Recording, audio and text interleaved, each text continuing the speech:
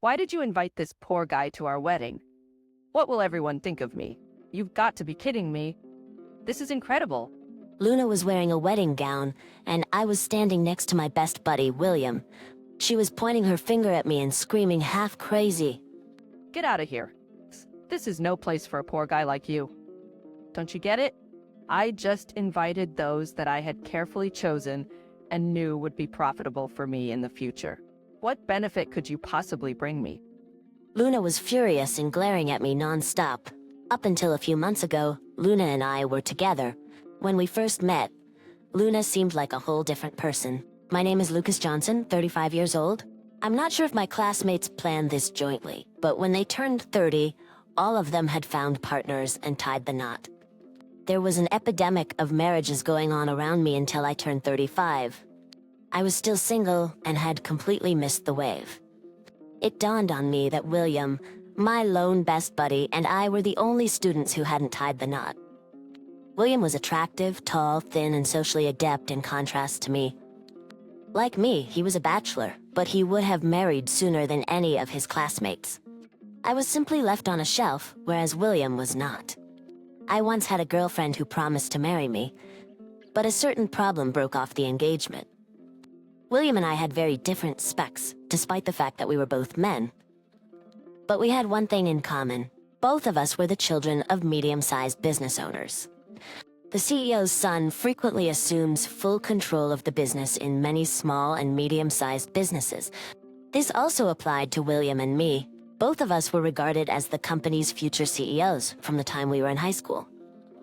Although everything may have appeared ideal from the outside, things were more complicated than that. My father's company was engaged in car maintenance and used car sales. It required a certain amount of skill and knowledge. Unfortunately, I had no interest whatsoever in cars. Whatever car it was, as long as I could drive it, didn't matter to me. However, I was seen as the company's future CEO from the beginning because I was the only son. My father also wanted me to take over the company. After graduating from high school, I told my father, I have no intention of taking over the company. I refused the position, but my father would not listen to me. He practically sent me to a technical school to learn how to fix cars. When I was born into this family, my life was out of my hands. William was in a similar situation for the most part.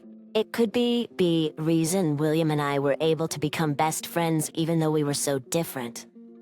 When I turned 35, my father turned 65. He was hinting that it was time for him to hand over the company to me and retire. Honestly, I was not a very good mechanic, nor did I have a strong passion for it. I didn't want to see the company fail while I was in charge, since I liked the people who work there. Many of them have families to support, and I was going to be responsible for their lives, as well as eventually the lives of their families. It was a big duty, too much for a man without emotion like me to bear. I told my father many times, Dad, I'm not the right man for the job. There must be someone else who loves this company more and is more passionate about it. But he would not agree. He told me, you have the talent to grow the company. That was his opinion, but I didn't think I had that talent. It was going to be difficult to convince him. When I believed that it was time to make a decision, I got a call from my best friend. William had a lively voice. William took over his father's company before me and became the CEO. From the tone of his voice, it seemed he was on the right track. You know me. I don't like places with lots of people. I didn't think he needed to go to such a place in the first place, but I assumed he was inviting me because he was worried about me. Okay, I'll accompany you. I sighed, but I was grateful for my best friend's thoughtfulness. But then, the memories of my previous relationship surfaced. Some of the women who approached me tried to get close to me because I was the CEO's son. I didn't understand any of this. However, it appeared that son of the CEO and future CEO were a brand for calculating ladies. However, every time I informed them I had no intention of becoming CEO, they receded like the tide. Because of this experience, I was timid about love, but I wanted to be as happy as anyone else. When I happened to see my classmates with kids on the street, I envied them. Maybe this is a good opportunity. With that, I prepared myself for next Sunday. The gathering was hosted in a rented banquet space at a Los Angeles hotel. It was a large-scale event attended by over 100 men and women. William looked dazzlingly fresh in his navy blue suit. In contrast, I was in a dull gray suit. I looked like a little kid when I stood next to the tall William. You were free to move around the venue and chat with people of the opposite sex. You could enjoy normal conversation, or if you liked each other, you could exchange contact information. What a simple rule. I was so taken with the event's enthusiasm that I followed William around. Gradually, women started flocking towards William, and I was pushed out of the circle. It was obvious. Even I, as a guy, thought William was cool. But there were still a few women who approached someone like me. But I wasn't a man with a sharp tongue, and I couldn't chat to women I'd just met for the first time for very long. When the topic of conversation was finished, the women's attention was drawn to the other males, and they made up reasons to leave. I guess I don't have luck. I was alone, sipping a drink delivered to me by a server. Can I sit next to you? It was a beautiful woman in a red dress. She was about 30 years old. Are you alone? She asked in a friendly voice. No, I'm here with a friend. I looked at William. The woman's gaze followed. Your friend seems to be very popular.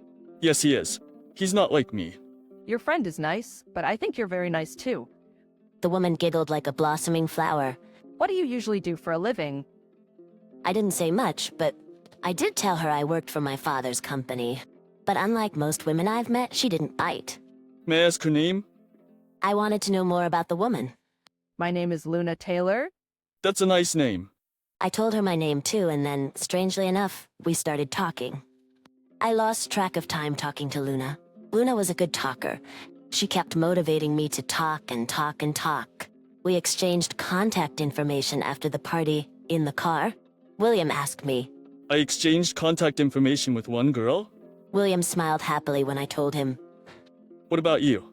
Don't be picky. That's why you can't get married. We laughed at each other's jokes.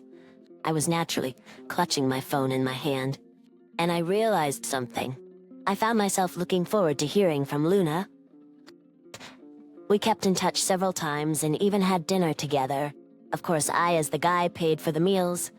Luna felt bad about making me pay every time, so she tried to take out her wallet, but I stopped her every time. This had never occurred before, yet there was a part of me that wanted to give everything I had to this woman.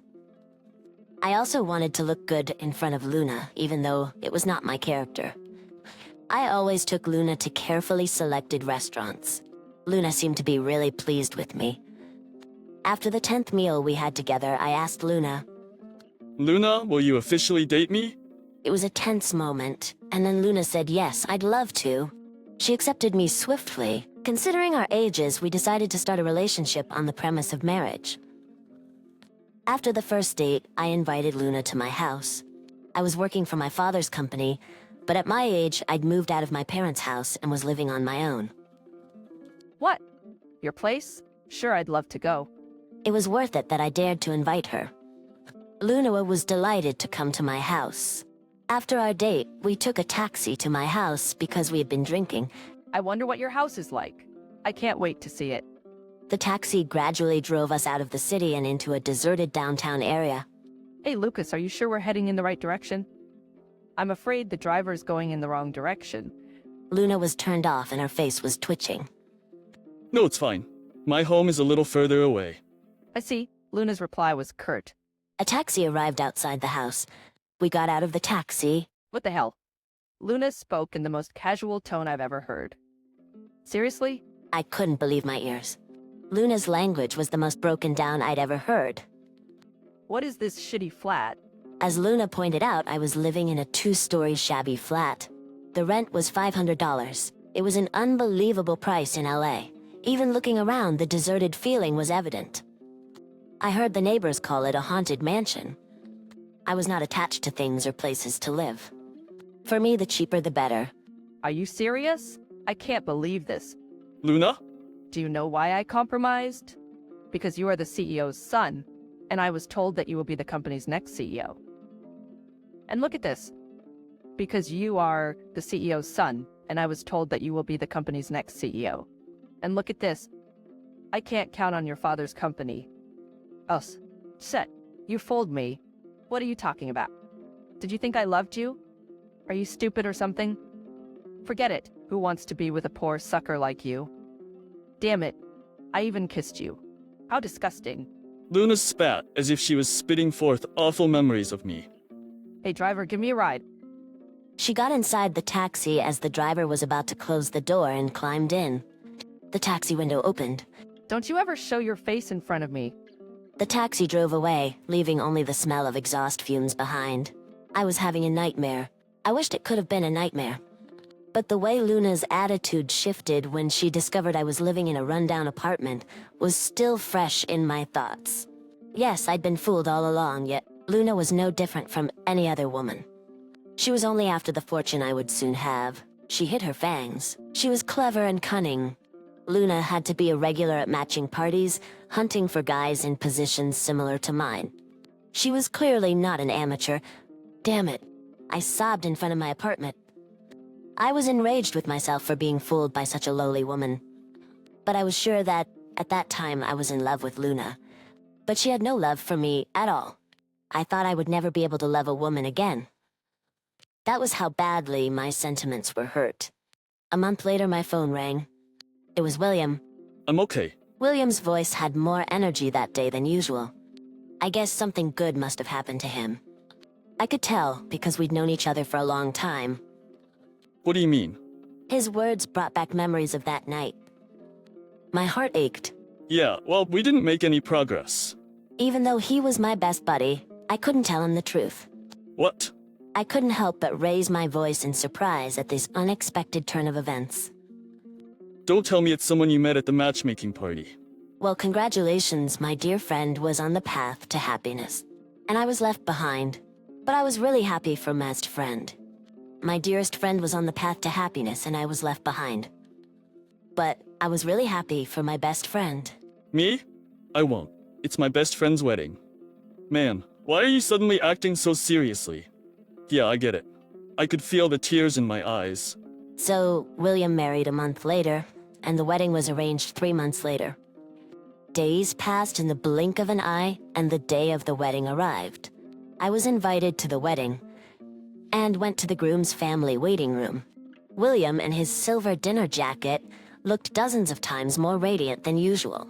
Lucas, William's parents were also in the waiting room, and when they saw my face, they firmly grasped my hand. thank you so much for coming. This is all thanks to you, Lucas. Oh, come on. I only did what was natural as his best friend.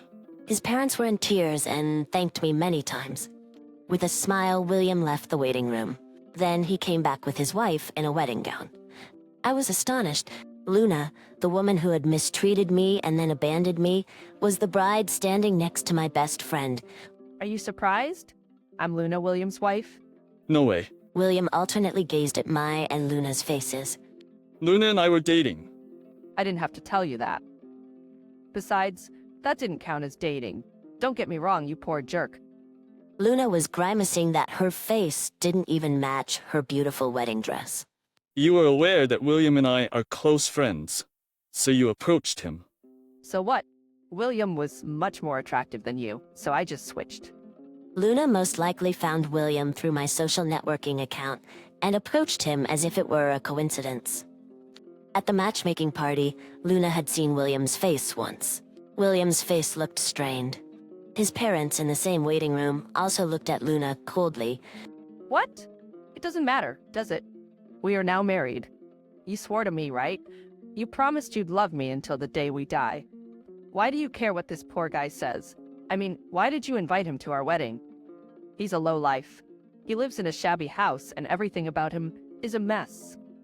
You are a handsome CEO. He doesn't deserve to be your friend, right? Make him go away. He doesn't deserve to be at our wedding. Why don't you make other friends? You'll have plenty of friends who are worthy of you. With a beautiful hand, Luna stroked William's cheek. William took Luna's hand. William roared, his voice echoing around the waiting room. Hey, what's your problem? Don't make fun of my best friend. Lucas is my best friend, and someone who saved my family. What do you mean by that? How in the world did this jerk save your family? William smiled sharply. But he lives in a shabby flat.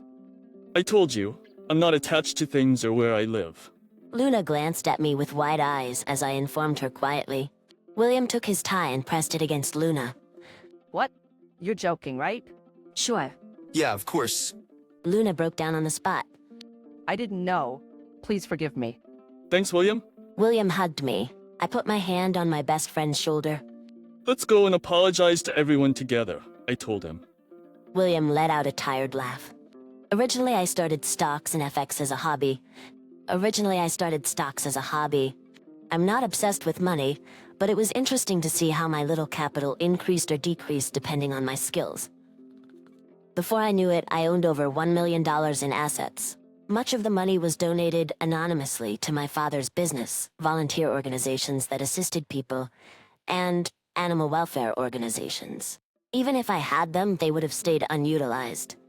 I preferred to donate them to a good cause. 5 years later, I'm still working hard after taking over my father's business. I'm rather having a lot of fun, and I'm really into running the business. William and I are still best friends, and we both got married and have children. I can say I'm truly fulfilled now. There's just one more thing. It is something of an urban legend. Stories about a woman in a red dress who appears at various matchmaking parties in LA circulate frequently on social networking sites. They say she'll stop at nothing to marry a rich man. However, the fact that these stories are still being circulated indicates that that woman has yet to marry. If that woman was Luna and she was still living with the values she had back then, Luna would be wandering rich party circuit for decades to come. What did you think? Subscribing to our channel will help us make more videos in the future. See you in the next video. My name is Benjamin. I am a typical office worker in my 40s. I presently live alone, although my daughter, Anna, lives alone in another apartment in the city. We see each other at least once a month. But today, I received some big news from Anna. Dad, I'm getting married, she said. When Anna left for college, she moved out of my house and began living on her own. We now eat supper together once a month as a tradition. Anna is an excellent cook who has been preparing dinner for me since she was in the middle of elementary school. So she used to ask me, "Dad, aren't you buying ready-made all the time? You have to take care of yourself." Today, after such a talk, she happily informed me that she was getting married. She told me that her lover is 3 years her senior and is incredibly devoted, calm, and receptive. I knew she had a boyfriend, but I couldn't believe Anna, 24, was getting married. I was both happy and sad, and to be honest, I believed her. I believe I was more sad than happy. That's how I felt when I heard the news. Wow, congratulations. You should probably introduce me to your boyfriend the next time. But I wished her a bright future. I naturally reached for the photo album after Anna had left. There were pictures I took with Anna. I kind of wanted to see her when she was a little girl. Opening the album brought up a lot of memories for me. When Anna was born, I was a 20-year-old college student. I expected to have my own child much later in life, but the day arrived unexpectedly. My cell phone, which didn't regularly ring, rang while I was heading home from college with a friend. I didn't recognize the number on the display, but I chose to answer it anyhow. The phone came from the hospital, informing that my parents had died in an accident. I couldn't believe such news about my parents, who had been fine until that morning. I hurried to the hospital where I was told to go. Unfortunately, the news was real that my parents had died. My 1-year-old sister was my only source of comfort during this unexpected and awful incident. She was in the back seat of the same automobile when our parents were involved in an accident, and luckily survived. I didn't anticipate to have a younger sister at the age of 20, and although I was initially bewildered, she eventually grew on me as an adorable person. My sister, who hadn't realized her parents had died, grinned and colored up to me. "I'm here. Even if you don't have a father or mother, I'll protect you." That's right. In actuality, the sister I'm referring to is Anna. My parents were both the only children in their families, and both of my grandparents had died. I had no family to turn to, and I didn't want to leave my only sister in the care of others either. I would raise Anna. This idea came to me naturally. Because of my parents' life insurance, we didn't have to be concerned about our immediate survival. However, Because I planned to raise Anna until she reached adulthood, I needed to consider about generating money. I quit the college I was expected to have my own child much later in life. But the day arrived unexpectedly. My cell phone, which didn't regularly ring, rang while I was heading home from college with a friend. I didn't recognize the number on the display, but I chose to answer it anyhow. The phone came from the hospital, informing that my parents had died in an accident. I couldn't believe such news about my parents, who had been fine until that morning. I hurried to the hospital, where I was told to go. Unfortunately, the news was real that my parents had died. My 1-year-old sister was my only source of comfort during this unexpected and awful incident. She was in the back seat of the same automobile when our parents were involved in an accident, and luckily survived. I didn't anticipate to have a younger sister at the age of 20, and although I was initially bewildered, she eventually grew on me as an adorable person. My sister, who hadn't realized her parents had died, grinned and colored up to me. "I'm here. Even if you don't have a father or mother, I'll protect you." That's right. In actuality, the sister I'm referring to is Anna. My parents were both the only children in their families, and both of my grandparents had died. I had no family to turn to, and I didn't want to leave my only sister in the care of others either. I would raise Anna. This idea came to me naturally. Because of my parents' life insurance, we didn't have to be concerned about our immediate survival. However, because I planned to raise Anna until she reached adulthood, I needed to consider about generating money. I quit the college I was attending and started looking for a job at a young age, where a high school graduate could get a job. With the college I was attending, I managed to get a job at a general company where a high school graduate could get a job. And It was around that time that a thought occurred to me. Now that her mother was gone, I wondered if Anna would be better off with at least a father, rather than an older brother. Fortunately, Anna and I had a 19 years age difference. We were just barely old enough to be father and daughter. I decided to be Anna's father from that day on. my friend, who was concerned about my sudden disappearance from college, came to my house often. But whenever he came, are you serious? You're gonna live as a father? Aren't you still young enough to enjoy yourself? What about your own marriage? Even though she's your sister, don't you think there will come a time you want to have your own children? He'd tell me that. Of course, I knew he said that because he was thinking of me, but I didn't change my decision. When my parents were alive, I would leave them to do all of the cleaning and meals, but now for the first time, it was up to me. I gradually became accustomed to handling the laundry and cleaning. But cooking was the one skill I had yet to master, even after all these years. I felt obligated to provide her with wholesome food, but the flavor must have been so awful that I felt sorry for her. Even so, Anna said it was delicious and ate it every day. Anna, on the other hand, became interested in cooking while she was in the 3rd grade of primary school. And she quickly mastered the art of cooking, producing delicious, delicious foods that were in no way comparable to my own. "Dad, you're busy with work, so I'll make you a delicious meal and wait for you." She told me that. I still remember the taste of the first curry Anna had made for me. I hadn't eaten a home-cooked meal in a long time, and it reminded me of my mother. After that, when Anna started junior high school, I came home from work one day to find her crying. I was surprised that Anna had a boyfriend, that she cried so hard. I wanted to dash out of the house, but she stopped me while crying.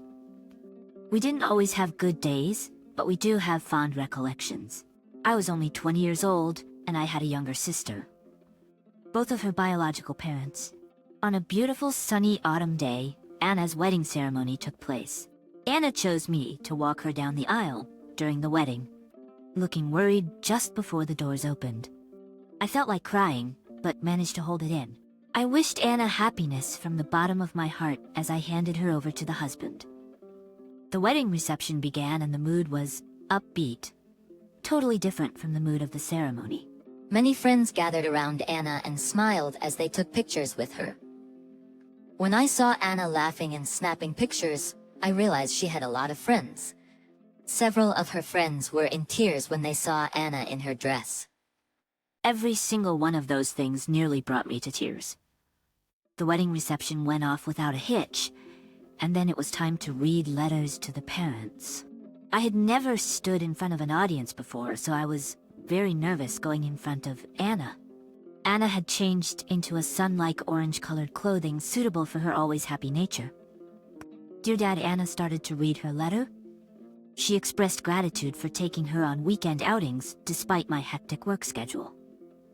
About how I struggled to cook for her despite the fact that I was not particularly good at it. She mentioned how, when she was in elementary school, she was so competitive that she got into a fight with a boy, and the teacher summoned both her and me. She also mentioned how I helped her realize her dream of becoming a nurse teacher by allowing her to live on her own when she graduated from high school. Of becoming a nursery school teacher by allowing her to live on her own when she graduated from high school. She expressed her gratitude to me and shared her recollections of her 24 years together. Those 24 years were long, but they really flew by. I wish I could go back to those days and start living with Anna again. Although I wanted to celebrate Anna's new beginnings, I couldn't help but feel lonely. Just as I was on the verge of tears, Anna said something I had not expected. The reason I'm standing here so joyful and in high spirits, it's because of you, brother. You've been looking out for me as a father all these years. Her words stopped my tears. Did she just refer to me as her brother? The impact was enormous. When I was still a baby, my real parents passed away. Since then, my older brother had been raising me as my father. She couldn't possibly have known, but she was speaking into a microphone and gradually she shed tears. Thank you, brother, for raising me. Thank you for spending your precious time on me. Thank you. Her voice trembled as she stated this. I don't know how Anna knew this fact, but her words couldn't hold back the tears I'd been pushing back any longer. I'm the one who has to thank you. After I said that, the groom took Anna's shoulders and a large round of applause surrounded us. We agreed to talk again at a later time. Then Anna came to my place one day. How long have you known about this? I asked her. I didn't know anything. I had no idea you weren't my biological father. Anna responded, then why? I still couldn't hide my confusion. Then Anna said, when we registered our marriage, I looked at a copy of our family register. It was obvious, she stated flatly. She was right. For the past 24 years, I was completely unaware of this possibility. I was so naive and callous that I didn't even notice something as simple as this. I guess I'm not qualified to be a father like this. When I told her that, she said, you are the best father in the world to me. Thank you so much, she replied. Those words brought tears to my eyes again. Anything you want, okay? You don't have to worry about me. She worried that if she continued to refer to me as Dad, I wouldn't be able to live freely, not given up. With that, Anna laughed as if relieved. To live this wonderful life. I can't express how grateful I am. True, I've been her father for the past 24 years. That emotion was unshakable. I can hardly wait to see my grandchildren.